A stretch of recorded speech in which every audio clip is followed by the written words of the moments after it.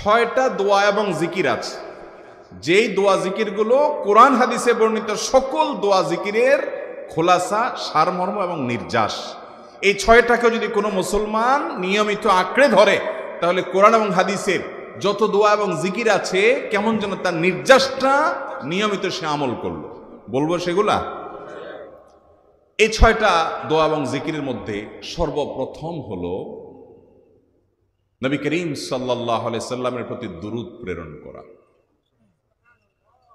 নবীজি সাল্লাল্লাহু আলাইহি সাল্লামের প্রতি দুরূদ প্রেরণ করার আমল এরকম আমল, আপনি যদি সারা দিনে শুধুমাত্র নবীজির প্রতি দুরূদ প্রেরণ করার আমলটাই জিকির হিসাবে সবচেয়ে বেশি করেন, দোয়া হিসাবে যদি এটাই আপনি সারাদিন করতে থাকেন, তো আপনার জন্য যথেষ্ট হবে, আল্লাহর কাছে আর কিছু না চাইলেও চলবে।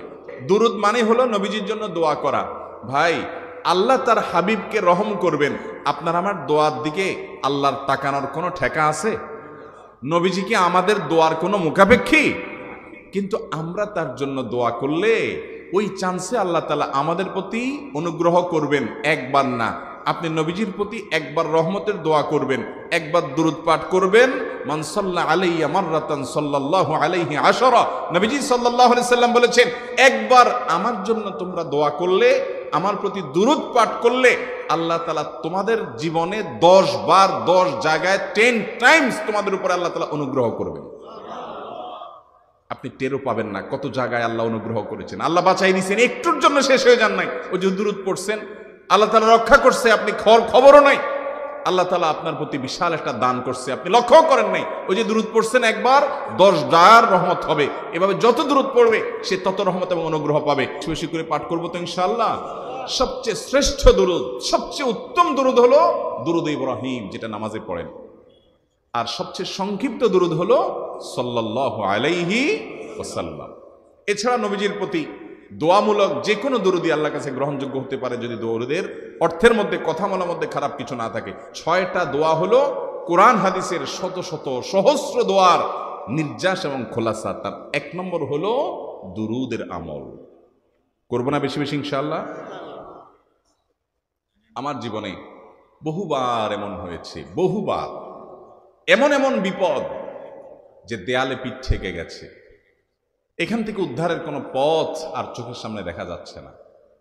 আমি এই আমলটি, এর পাশাপাশি ইস্তেগফারের আমল, যেটা 2 নম্বরে বলবো আমি, এই 2টি আমল কন্টিনিউয়াসলি করে গেছি, হরদম প্রতি নিঃশ্বাসে নিঃশ্বাসে, বাস টয়লেটের টাইম বাদে বাকি ফুল টাইম এইটা দুরূদ এবং ইস্তেগফার অব্যাহত রাখছি।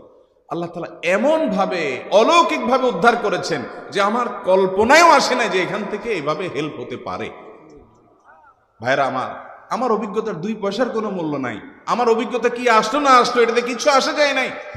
রহমাতুল লিল আলামিন আল্লাহর রাসূল, আল্লাহর নবী ওয়াদা করেছেন যে আপনার পেরেশানি দূর হবেই হবে ইনশাআল্লাহ।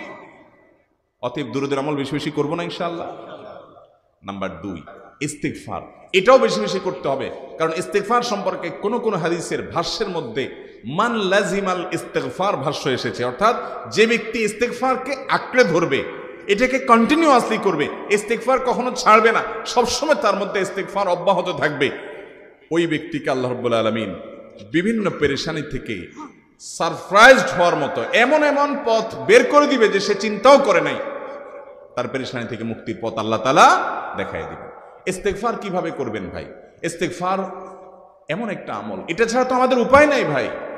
ইস্তেগফার আমাদের দুনিয়ার পেরেশানি দূর করবে, আখিরাতের পেরেশানি দূর করবে। রুটি রুজি নাই, চাকরি নাই, ইনকাম নাই, ব্যবসা খারাপ যাচ্ছে, পেরেশানি হচ্ছে, ইস্তেগফার ধরো, কি হবে? 1 নম্বর লাভ হলো আল্লাহ মাফ করে দিবেন গুনাহ।